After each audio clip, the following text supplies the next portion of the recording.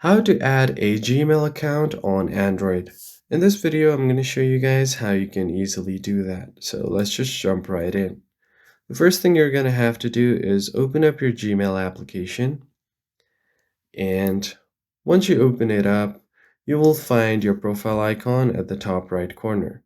Simply go ahead and tap on the profile icon. And from here, you'll find all of your existing accounts. And right below that, you have an option to add another account. Tap on it.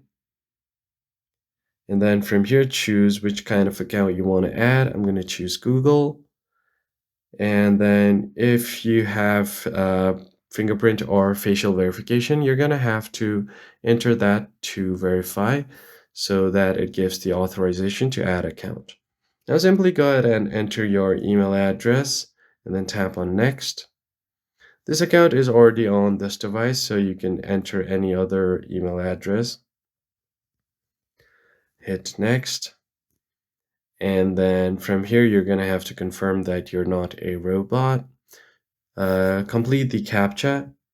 And once that is done, you should be able to enter your password.